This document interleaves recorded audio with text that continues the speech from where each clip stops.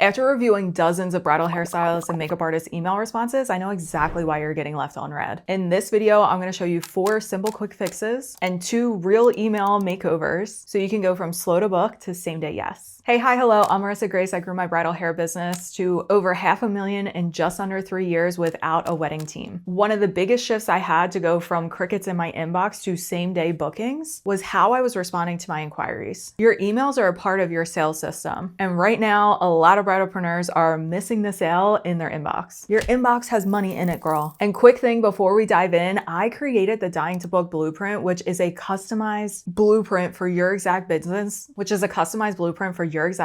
to tell you where you're leaking money, how much revenue you're leaving on the table, why brides are actually ghosting you, because you plug in your real numbers, answer a few questions, and I'm able to tell you exactly what's missing in your business, where you're leaking money, why brides are slow to book, and how you can fix that ASAP. I'll link it down below and we can talk more about it at the end. Okay, let's get into it. The quiet mistakes that are actually killing the sale in your inbox. The most common mistakes that I see are numero uno, a huge wall of text. My girl, I know you know that your brides don't read anything, so why are we sending them an email that's like this? I know you're not reading it. Brides are busy. If they open that and they see that, they just kind of glance at it and then they shut it down. If it looks like an essay, they're out, they're not reading it. That's why you're getting ghosted. 2, you're saying the same thing that everybody else is, so you're not standing out in her inbox. If you started off with, congrats on your engagement, guess what? The 5 other people she inquired with said the exact same thing. You disappear into the void. 3, one of my personal favorites, you don't end with a call to action. You end your email with, let me know if you have any questions. Let me know how this lands for you. So you put everything back on her and she's like, well, I don't have any questions. So she doesn't respond. 4, something that I see so much is you front load your email with like contract verbiage, requirements, please no. Your first response email is feeling like a contract requirement between her and a lawyer versus like a celebration of her being excited to work with you.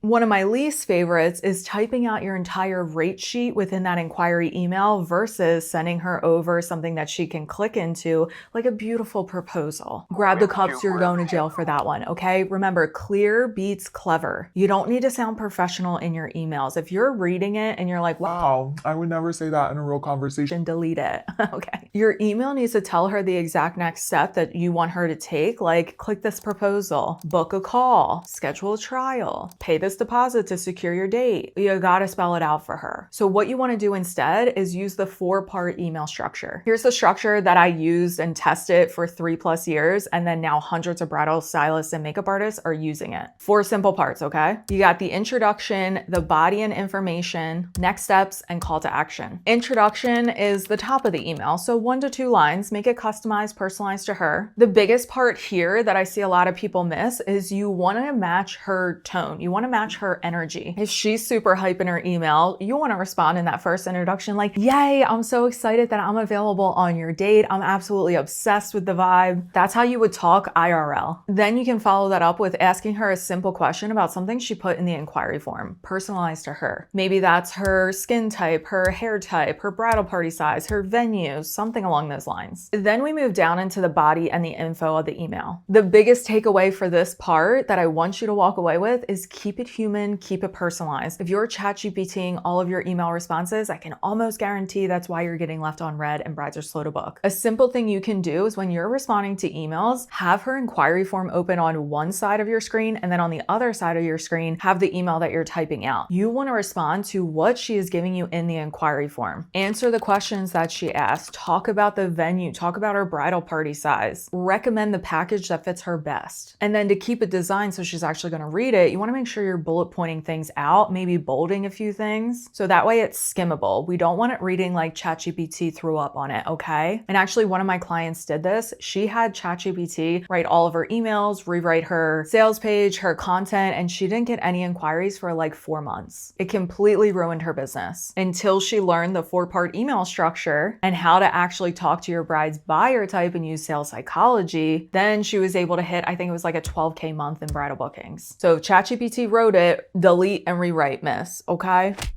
The third part of the email structure is going to be next steps. You want to tell her what happens now. Okay, she's inquired with you, you're available for her date. Now, what are the next steps that you want her to take? What does that look like? You want to guide her attention. So, okay, what does that look like? Open up the proposal, review the packages, select the one that works best for you. Here's what the wedding morning is going to look like. And then you always want to end your email with a call to action, CTA. One clear, confident action. This can look like to secure your date, click accept in the proposal, sign your contract, pay your deposit by Friday so I can make sure your date's still available in my books. Once that's in, your date's officially secured with me. And yours. Then you could put a bunch of emojis. That's what I would do, like celebration, fire, heart. Again, personality. That's me. Maybe that's not you. Whatever your personality type is like, add it in there. And one clear thing that you want to walk away with on the CTA is you want to assume the sale. We want to use confident language. Let's get into it. Okay, so first, let's talk about what's working in this email. What's working in this is I like where she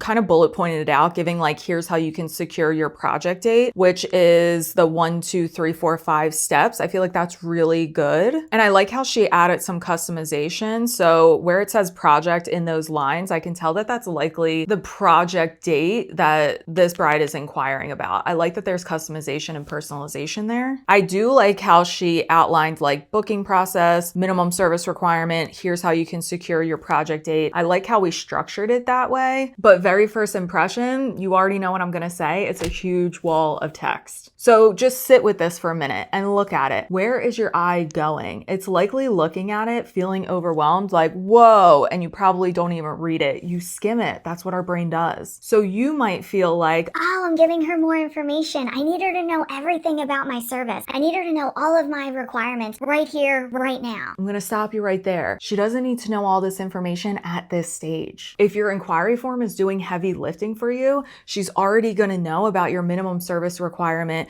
your booking process. She should already have those things before she's in this stage. That should be on your website, inquiry form. So that way, when you get here, we're not a wall of text. We're not telling her every single thing for requirements, the booking process. She doesn't need to know that information at this stage. Next thing I want you to look at is that first introduction of the email, the first part. Congrats on your engagement. Thank you for your interest in working with us for your wedding glam. Does that sound like something you say? I bet it does. So what that tells me is she's seeing that and reading it everywhere else. Again, you want to stand out in her inbox. And is that something that you would actually say in person? Probably not. Next, let's go down to the bottom of the email where it says, we wanted to let you know that we received multiple inquiries for the same date. Bookings are secure on a first come, first served basis and only with a contract and 50% non-refundable, non-transferable booking retainer. Again, that's contract terms going in the first inquiry email. That's going to take me out of the excitement of the process and that's going to make me feel like, oh, that's what should be in your contract. She doesn't need to read that right here. Then let's look at the call to action. So the call to action in this would be like really looking forward to the possibility of working with you. And then it goes to the first name. I like the personalization there with the name, but really looking forward to the possibility of working with you. Ooh, I would never say that in an email because this isn't confident language where we're assuming the sale. Instead, it's like, Ooh, I hope you book with me. kind of vibes. No, we want to assume that every bride who's in your inbox is so excited to work with you. She is like saving the date. She's like, oh my God, I can't wait to hear back from this girl. That's the energy that you want to be putting out because this energy is not assuming the sale. This energy isn't confident. And this is like, I'm looking forward to the possibility. I hope you book with me. No, girl. What I would reframe it to instead is, I can't wait to work with you. I'm so excited to work at, insert her venue name here, or something that's more personalization customized to her. And what I would have done is I would have matched more of the tone of my bride's energy. This almost feels like a template, like a copy and paste, which, hey, I love a template. I love a template as a starting point, but it doesn't feel like there's anything customized to what the bride put in her inquiry in this email. Another thing too that I feel like a lot of people miss with emails and that I would put a big fat red marker on is there's nothing bolded. So my my eye is literally like skimming this entire thing. Again, I like how she structured it out, but what I would have done is bolded booking process, bolded minimum service requirement, bolded here's how you can secure your date. And for the booking process, minimum service requirement, I wouldn't even have put those in the email to begin with, but if you were putting that in there, I would bullet point it out. I would go through and make sure that I bold it or change the color. Again, design can really work for you in your emails, and you can have that in a template so it's already set. But again, you always want to make sure you're customizing to your bride's tone, matching her energy, personalizing it to her, how you would talk in real life. Okay, let's go to the next one. All right, so already in this inquiry email, what I'm liking is the design. We have some things that are bolded. We have our eye being drawn to those bolded things. Another thing that I like is there is a link to the pricing guide and booking information versus it being laid out within the email itself. And I do like how this email is more condensed. There's not so much text walls or super text heavy. Another thing I do like is where she said in the intro, I am excited to share I'm available on November 11th, 2024. My team and I would love to be a part of your wedding day to create your dream wedding look. I do like that. I think that's really sweet. Now let's talk about what I would change big fat red marker over. If you notice, she started the email the same way the other one was. Congratulations on your upcoming wedding day. Same vibe energy. The next thing that I'm not loving about this email is the process. I feel like the process is like an if or end, where it's like giving her too many options. It's like this person wants her to book a call before they book and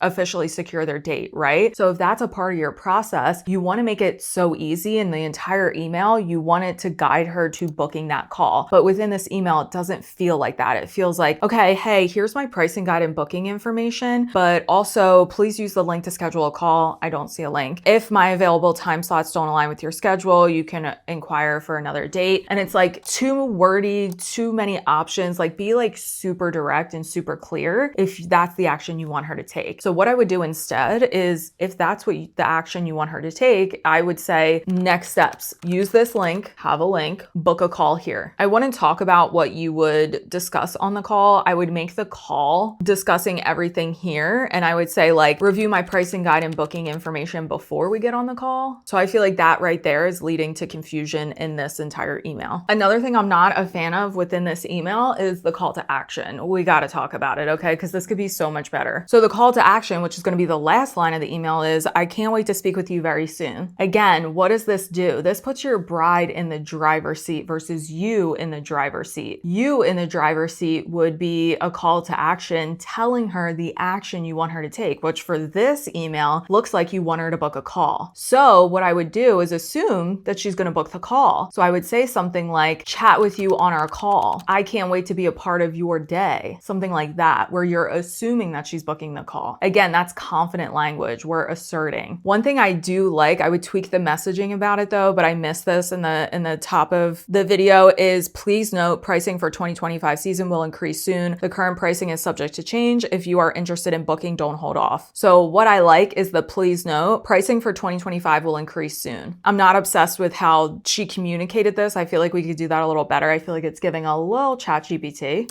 And what I would have done is I would have, instead of please note, I would have put this underneath, I can't wait to speak with you very soon. And I would have did this as like a PS statement. PS statements in sales psychology are literally chef's kiss, golden. I use them all of the time. I love me a PS statement to add urgency and scarcity within your email. So how I would rewrite that one is, again, I would cross out the please note and I would make it PS. I would put that underneath the can't wait to chat with you on our call and be a part of your special day. That would be my call to action. I would do PS just to let you know my current pricing is subject to change and pricing for 2025 will be increasing by X date, and put the actual date. And then I would put secure your wedding date by X, the date that you're increasing your rate, to lock in the current rates. That is going to add more sales psychology, because when you give them a date, that like puts it in her mind of like, okay, I don't want to hold off. I want to make sure that I secure this rate. Ooh, that would be so juicy. If you're sitting here like, oh my God, I think I'm losing bookings because of my emails, or I wonder where my booking process is leaking me money. That's literally why I created Dying to Book With You Blueprint. It's personalized, custom to you. You plug in your numbers, answer a few quick questions specific about about your business, and you're gonna get a personalized audit that's gonna show you why brides are ghosting you, how much money and revenue you're leaking, what's actually slowing down your bookings, why your content isn't converting, even if you're posting every single day, which sales behaviors are actually pushing brides out the door. And I'm gonna give you a customized blueprint so you can fix these super fast in your business. Start there if you're tired of out of budget and tired of hearing we went with somebody else. It's linked down below for you. And let me know in the comments, what was your biggest takeaway? And let me know if you're using any of these in your email responses. I love you so much. I'll see you in the next one. Bye.